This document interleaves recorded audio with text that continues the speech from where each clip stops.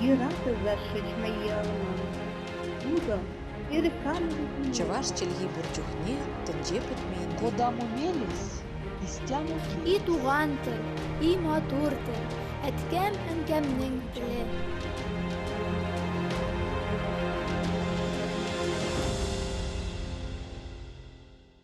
Исәнмесез, сіз Татарстан 24 каналында туган тел тапшыруын карыйсыз. Сезнең белән мин Гөлүсә Сынгатуллина.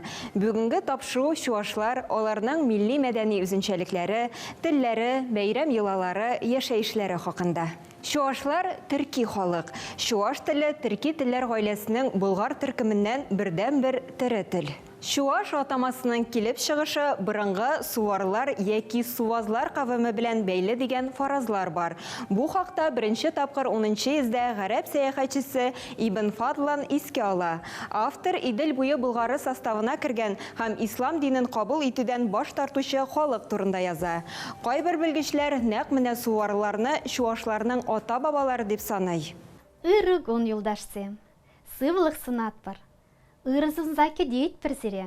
Бүгінгі шуашларның бабалары 7-8 йөзләрдә Төньяк Кавказ һәм Азов алды далаларынан килеп, җирле фин-угыр һәм төрки кабиләләренә ассимиляцияләгән төрки-болгар кабиләләре ул. Рус чыганакларында Чаваш атамасы беренче тапкыр 1508 елда очрый. Казан ханлыгының Рус дәүләте тарафыннан яулануы нәтиҗәсендә чуашлар Россия составына керәләр. Безнең Татарстанда да чуашлар аз түгел. Биредә алар көн күрешен кырган, төпләп урнашкан, туган телләрен, милли гореф-гадәтләр, йолаларын саклап калу өчен дә зур тырышлык куялар. Конечно же, в районах Чуваши хранят свой язык. Они его сохраняют, развивают. Дети у нас говорят на чувашском языке. И благодаря национальной политике у нас в республике в районах есть школы с этнокультурным компонентом, где дети чувашской национальности могут изучать свой родной язык. Но и существует такая тенденция, последние годы некоторые школы такие закрываются. Если еще 10 лет назад в республике было 143 школы с изучением чувашского языка, то на данный момент их чуть более 70.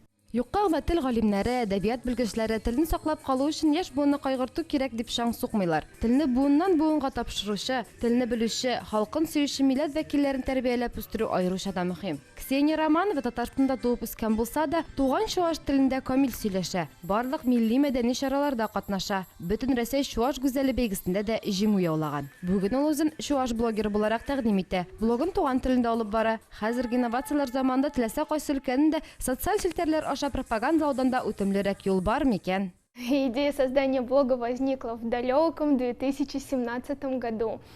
Все началось с того, что я начала замечать, что в Татарстане, например, появляется в интернете татарский контент.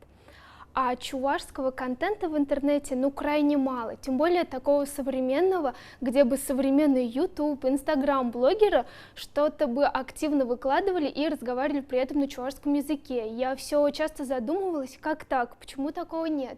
И в 2017 году на одном форуме, Золото тюрков, по-моему, познакомилась с татарским инстаграм-блогером Татар Малай. Он вел свой блог чисто только на татарском языке, и я ему вдохновилась, и я начала думать, а есть ли чувашские блогеры, которые ведут свои страницы только на чувашском языке? Никого не нашла, искала, гуглила, и тогда подумала, почему бы мне им не стать. Вот таким образом и зародился блог. Бүген Ксенияны 9000 кеше карый. Аларның күпчелеге яшьләр ди ул. Блогымда халыклар дустыгы йортында булачак чаралар хакында хәбәр итеп барам. Милли мәдәни йолалар турында сөйлим, гореф-гадәтләрнең тарихларын бәян итәм ди Ксения. Яшьләрнең милләт язмышына ныклы бәйләнеше яхшы фалдыр. Без дә аңа бар уңышлар гына теләп калабыз. Чуашлар 3 субэтностан тора. Югарылар Верьял Тури, Чуашиянең төньягында, урта Анат Енче, Чуашиянең уртасында, түбәннәр Анатари, Чуашиянең көньягында яшиләр. Халык саны буенча чуашлар Россиядә 5-нче урында. 2010 елгы мәгълүматлар буенча барлыгы 1,5 миллионнан артык чуаш бар. Шуларның 814 меңнән артыгы Чувашия республикасында яши, калганнары күрше төбәкләрдә. Башкортстанда 107,5 мең, Татарстанда 116,3 мең, Самара өлкәсендә 84,1 мең, Ульян өлкәсендә 95 мең. Шунысын да билгеләп бетәргә кирәк, 2010 елда чуашлар саны 2002 елгы халык санын алу белән чагыштырганда 14%-ка кимегән. Чуашлар Татарстанның түбәндәге район һәм шәһәрләрендә күпләп яшиләр. Нырлат 15771 кеше, Аксубай 14636, Чүпрәле 12312, Буа 10293, Тәтеш 6155, Әлки 4903, Ширмешән 4888 һәм башкалар. Каждая чувашская девушка на выданье вышивала разные чувашские узоры, которые можно назвать целыми письменами на различных вещах. И вот эти вот узоры, которые можно прочитать, можно увидеть и сейчас на современных чувашских платьях. Чуашларның төп эшчәнлеге игенчелек булган. Тарихчылар билгеләп үткәнчә, әлеге халык җир эшендә зур уңышларга ирешкән. Бу чуашларның зур булмаган авылларда яшәү белән аңлатыла. Җир белән эшләү бердәнбер тукланучы канагы булган. Өстәвенә туфрагы да уңдырышлы. Авыр хезмәт белән шөгыльләнү өчен уңайлы киемнәрне үз иткәннәр. О чувашском костюме можно разговаривать очень и очень долго, поэтому я, наверное, вам сейчас коротко расскажу об одном очень интересном явлении. У чувашских женщин есть несколько видов головных уборов. Самое первое, вот я вам даже покажу, это масмак. Это вот такая вот полосочка. Ее в основном одевают девочки. А когда девочка становится уже девушкой, они уже не носят масмаки. У них появляется собственная тухья. Тухьяга тәңкәләр эленә, алар никадәр күбрәк булган сайын кияүгә китәчәк кыз шуның кадәр байрак гаиләдән дигән сүз. Ягъни тухья кызның социаль статусын да күрсәтеп торган. Он похож на шлем, он остроконечный, и у меня, как у современной чувашской девушки, тухья есть своя. А потом уже, когда девушка выходит замуж, становится женщиной, у нее уже появляется хушпу. Хушпу тоже похоже на тухью, только там конец тупой, а не острый. Вот такой вот очень интересный факт о чувашских головных уборах женских. Татарстанда яшәүче чуашлар кагыйдә буларак 3 тел белә. Чуаш, татар һәм рус телләрен. Шунысын да әйтеп үтәргә кирәк, Татарстан чуашларының телендә татар теле йогынтысы шактый сизелә. Тик охшашлык территориаль якынлыкка гына түгел, әлеге телләрнең икесе дә төрки телләр гаиләсеннән булуга да бәйле. Без татар һәм чуаш телләре өчен уртак һәм охшаш сүзләрне барладык. Аларны тематик төркемнәргә бүлдек. Тән өлешләрен белдерүче сүзләр: муен, мой, бит, пит, күз, куш, баш, пуш, чәч, чүш. Туганлык мөнәсәбәтләрен белдерүче сүзләр: әни, анне, әти, ате, әби, дәвәни, азанне, жизни, инге, кода, хота. Кышлар һәм хайваннарны белдерүче сүзләр: тырна, тырна, шыпшык, шопшык, шебеш, шеппи, пыши, пыши, балык, пулу. Үсемлек, яшелчә, җиләк җимешләрне белдерүче сүзләр: чәчкә, чәчкә, балтырган, пулдуран, гөмбә, комба, кишер, кижер, кыяр, хояр, бурчак, порча, алма, улма. Хәзер кызыклы сюжет карабызык. Чуаш теленең үзенчәлекләре, аның кириллицага яраклашуы, өстәмә хәрефләре турында Сильвия Николаевна бәйнә-бәйнә аңлатты. Чуваш алфавитында 37 хәреф бар. Аның 33-ші кириллицадан кергән. Калган өстәмә 4-се А, Е, У кебек сузыкларны нечкәртү өчен кулланыла. Алай нечкәртеп әйткәч, ахаңы буенча чуваш теле әзме күпме татар теленә дә охшый төшә. Кириллица кергәнче чуваш телендә латин графикасын кулланган. Сильвия Николаевна әйтүенчә, кириллица кертү аларның туган теле өчен бик үк яхшыга булмаган. Чөнки латин графикасы телнең яңгырашына күбрәк туры килгән, гади сөйләмне дөресрәк, төгәлрәк җиткерә алган. В Казани, в крупных мегаполисах изучать чувашский язык намного сложнее. Вы посмотрите, что сегодня творится. Каждый ребенок, он занят с утра до вечера. После школы у него кружки, спортивные секции и так далее, и так далее. Заинтересовать ребенка, который изучает в школе русский язык, английский язык, татарский язык, еще изучать чувашский очень сложно. Но мы этому стремимся, и в Казани существует многонациональная воскресная школа, где на данный момент открыто 19 национальных отделений. Люди разных национальностей могут привести своих детей, чтобы изучать родной язык, родную культуру. И это все совершенно бесплатно, потому что это государственная школа. Якшәмбе мәктәбенең чуваш теле бүлекчәсе инде 25 ел эшләп килә. Балаларның туган телен белүе беренче чиратта әти-әни тырышлыгы, ди Сильвия Николаевна. Ял көн иртәсендә баланы мәктәпкә алып килү, 3 сәгать көтеп тору, аннары бергә шөгыльләнү зур хезмәт ди ул. Мондый әти-әниләргә хөрмәтем дә, рәхмәтем дә зур дип белдерде. Россия дәүләтенә кушылганчы чуашлар мәҗүсиләр булган. Алланы тура дип йөрткәннәр. Соңрак кына аларга христиан һәм ислам дине үтеп кергән. Бүгенге көндә алар нигездә христианнар, ислам динен тотучылары да бар, мәҗүсилек тә аларга чит түгел. Бүгенге көндә Татарстанда эшләп килүче чуаш автономияләре шактый.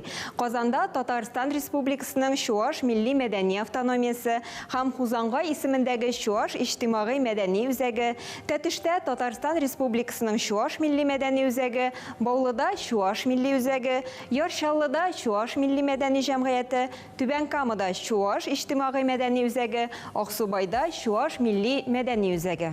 Татарстанда чуаш телендә гәҗитләр дә басыла. Кайбер рәсми район гәҗитләре чуаш теленә тәрҗемә ителә. Казанда Татарстан Республикасының чуаш милли мәдәни автономиясенең эшчәнлеге хакында аның әгъзалары сөйләде. Тулырак киләсе сюжетта. Чувашская национально-культурная автономия работает очень давно уже в республике и очень активно работает. Проводится очень много мероприятий республиканского, всероссийского масштаба и в районах, конечно же. Под руководством нашего председателя Самаренкина Дмитрия Анатольевича эта работа стала еще активнее, еще плодотворнее и более качественной. В настоящее время в республике 29 культурных центров Чувашской национальной культурной автономии. Автономия Чуваш гүзәле бәйгесендә оештырган. Бәйгенең шартлары әйтергә кирәк кырыс. Чуваш гүзәле исеменә дәгъва кылучы кыз чуваш телен белергә, гореф-гадәтләрен хәтерләргә тиеш. Чуваш милли костюм элементларын да сөйләсен, милли ризыклар да пешереп күрсәтсен. Для каждого народа актуально, чтобы молодежь была привлечена. Мы все здесь в Доме дружбы занимаемся этой деятельностью, ведь не просто так, что прийти, собраться, взрослое поколение, спеть свои любимые народные песни и все. Нет, главная цель, чтобы это продолжить, научить молодежь, чтобы они с желанием учили свои песни, стихи, читали литературу, сохраняли традиции. И с этой целью, конечно же, проводится много мероприятий. Огромная благодарность районным центрам, которые придумывают все время новые конкурсы, новые фестивали, новые мероприятия, где все больше и больше участвует молодежи. Чуашлар бәйрәм йолаларга бик бай халык. Бәйрәмнәрнең күбесе мәҗүсилек һәм дин белән бәйле. Кайберләренә тукталып үтик. Сурхури чуашларның борынгы бәйрәме. Яңа ел алдыннан декабрь ахырында үткәрелә. Бер атна чамасы дәвам итә. Элек ул кавым рухларына, хайваннарны саклаучыларга табыну йоласы буларак билгеләп үтелгән. Бәйрәмнең исеме дә шуннан килеп чыккан. Суррух арри, сарык рухы. Шоварни май чабу бәйрәме. Табигатькә яз кеше керүен билгеләп үтү. Бәйрәмдә табигатькә, кояшка дан җырлана. Өмет, яшәү, бәхет төшенчәләре өстенлек ала. Калым бакыйлыкка күчкән ата-бабаларны искә алу көне. Ул Пасха бәйрәме белән тәңгәл килә. Серен ауылдан яуыз кішілеріні қуу еласы. Мәжүселік шалымнары болған әлігі ела бүгінгі кінде сақланып қалмаған дейерлік. Бұ күнні ешлер тіркім-тіркім болып, ауыл бойлап милеш бұтақлары сілкіп ерген. Үзлері серен деп қышқырған. Ауыл халқаларыны үйлеріне шақырып, ширатлап қонақ еткен. Ман күн бұрынғы Шуаш календаре бойынша язғы яңа елны қаршы алу бәйрәме. Ул шулай ук ылы күн Пасха белән тәңгәл килә. Уяп яшьләрнең җәйге бәйрәме. Ул күңел ачу, җыр бию уеннар белән үтә. Эштәлеге ягыннан Сабантуйны хәтерләтә. Шушы урында тукталып, быел Татарстанның Аксубай районында үткән Уяв бәйрәме хакында сюжет карап үтик. Чувашский народный праздник Уяв проводился чувашами испокон веков. Что это за праздник? После весенних посевных работ чуваши праздновали Агадуй. Это праздник плуга, как у татар Сабантуй. После этого проводили Удюк. Это праздник жертвоприношения богам, чтобы получился хороший урожай. Резали барана, то есть каждое хозяйство, у кого какие были возможности. И вот после этого, после Николова дня, 22 мая, начинался Уяв. Этот праздник очень долгий, он проводился до 12 июля. И праздник проходил из одной деревни в другую. Молодежь гуляли, знакомились, пели народные песни. И вот здесь как раз демонстрировали свои национальные новые костюмы. Уяв узып, эшләр бетеп, көз җиткәннән соң туйлар чоры башлана торган була. Бәйрәмнең төп максаты да шушы: яшьләрне үз милләте вәкилләре белән таныштыру, кавыштыру. Яшьләргә өлкәннәр дә бәйрәмдә күз салган, бәя биргән, килен, кияү сайлаган. Современный праздник Уяв – это, конечно же, он адаптированный, это праздник культуры, где мы стараемся сохранить свою культуру, где мы вспоминаем и продолжаем все свои народные песни, традиции, вот эти игры, гуляния. Каждый район привозит свои местные песни. Мы слушаем, говорим: а у вас такие песни, а у нас вот такие песни. Мы знакомимся и обмениваемся этим репертуаром. Это очень красиво. Шуашлар күп милләтле республикабызның уникаль бизәге. Милли киемнәре, бәйрәм йолалары, җырлап торган үзенчәлекле телләре бары тик соклану хисләре генә уята. Тел халыкның рухы. Бу канатлы сүзләр генә түгел. Тел ярдәмендә без киләчәк буыннарга мирасыбызны, рухи кыйммәтләребезне тапшырабыз. Тел ярдәмендә аралашабыз, уй-фикерләребезне, дөньяга мөнәсәбәтебезне, мәдәни байлыгыбызны җиткерәбез. Тел белгән ил аша дип юкка гына әйтмәгәннәр. Башка милләтләрнең телен өйрәнү чыннан да кызыклы һәм мавыктыргыч гамәл. Ләкин башкаларны тирәнрәк аңлар өчен иң беренче үз телеңне белергә кирәк.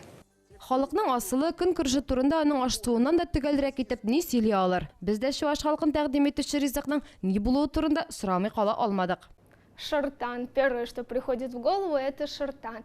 Есть хуплу и масса других блюд. У нас очень богатая кухня, но в первую очередь это любовь всех чувашей, наверное, это шартан. Шартан ит продукты. Ничек ясала ул? Сарык ашказанына фарш, дөге кебек ингредиентлар салалар. Нәтиҗәдә казылыкка охшаш ризык килеп чыга. Ул бик озак әзерләнә, тик тел йотарлык тәмле була. Ни гаҗәп, иттән ясалса да шартан бик озак һәм җайлы саклана. Озак бозылмаганга күрә, аны үзләре белән печән өстенә дә ала торган булалар. Күреп торасыз, Шуаш халкы гореф-гадәтләргә, традицияләргә бик бай. Милли мәдәни мирасы киң кылачлы, теле матур. Татарстаныбыз киңлекләрендә чәчәк атып яшәүләрен генә телисе кала.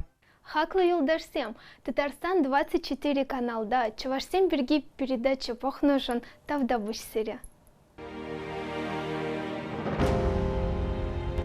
Җир йөзендәге һәр милләт үз телен, милли үзенчәлекләрен саклап калсын һәм яңа киңлекләр яуласын иде. Без барыбыз да төрле. Шул төрлелек безне уникаль һәм кызыклы итә. Сез Татарстан 24 каналында туган тел тапшыруын карадыгыз. Без бүген шуашлар, аларның милли мәдәни үзенчәлекләре, телләре, бәйрәм йолалары, яшәешләре хакында сөйләштек. Сезнең белән Гөлүсә Сыңгатуллина булды. Сау булыгыз. Киләсе очрашуларга кадәр.